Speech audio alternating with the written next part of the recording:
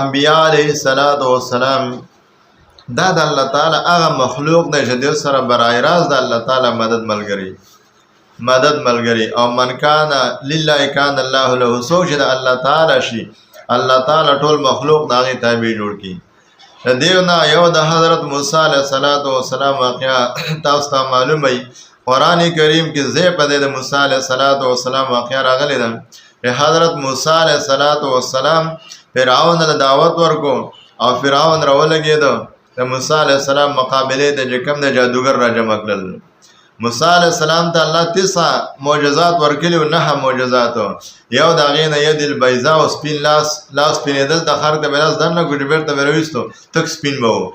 او دویم د هغه نه چې کوم دی الله تعالی یو امسا ورکړې وه چې د امسا کې معجزه دا وه کله به غټېدله کله به وړه کېدله. نو چې کله فرعون ته د دواړه معجزې وښودلې نو فرعون موسی علیه السلام ته وویل ته جادوګر یې زه به د جادوګر مقابلې ته را جمع کړم. نو 6 لکه جادوګر فرعون د مصر نه راوغوښتل او چې کله د مصر نه راوغوښتل د هغه خیال دا و چې زما بادشاهي غټه ده لیکن د الله تعالی بادشاهي باندې اعتبار نه و. الله تعالی بادشاهي باندې نظر نه و چې الله دی الله حقیقي بادشاه دی. نو جادوګر را جمع کړل په خپله خرچه باندې راوستل مقابلې ته او میدان ته ودرول. اول هغه څوک به کامیاب وي چې څوک نن کامیاب شو په دې مقابله کې هغه څوک به کامیاب وي. نو موسی علیه السلام او هارون علیه السلام یو دوه د الله تعالی پیغمبران ولاړ دي او دا نور چې کوم دی بادشاه دی ورسره تماشګر دي ورسره جادوګر دي دا ټول خلک په میدان باندې ولاړ دي. نو موسی علیه السلام له خلک رالل ویل موسی علیه السلام ته له اول جادو ور دی که موږ له اول جادو وکړو. موسی علیه السلام بل القو انتم مالقون تاسو کوئ خپل کار وکړئ خپل جادو وکړئ. د هغې جادو وکړو. الله تعالی فرمایي وجاءوا بسحر عظیم دومره غټ جادوی نظربندي وکړله چې د خلکو د خلک یې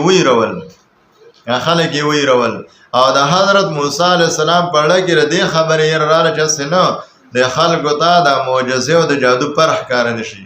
یعنې مطلب دا دی چې خلک دا ونه وایي دا جادو او دا معجزه ګنې یو شی دی. موسی علیه السلام د مارانو نه ویرېدلی د جادوګرو د جادو نه ویرېدلی بلکې د دې نه ویرېدو هسې نه خلک به فرق ونه کوي. چاته به د معجزې پته ونه لګي چاته به د هغه جادو پته ونه لګي.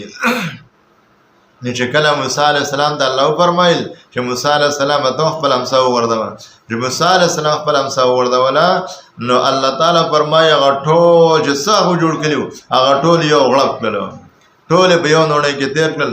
او عجیبه دا وه چې نه هغه امسا غټه شوله نه پیړه شوله امسا یو عمره و ټول چې کوم دی هغه څومره پړي او مارانه وو څونه شی جادو هغه وکړل ټول چې کوم دی د امسا وخوړو.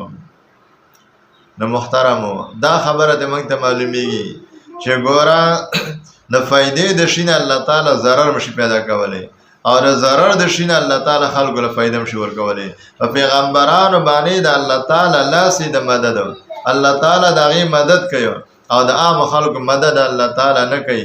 د ظالمانو مدد الله تعالی نه کوي. الله د مظلومانو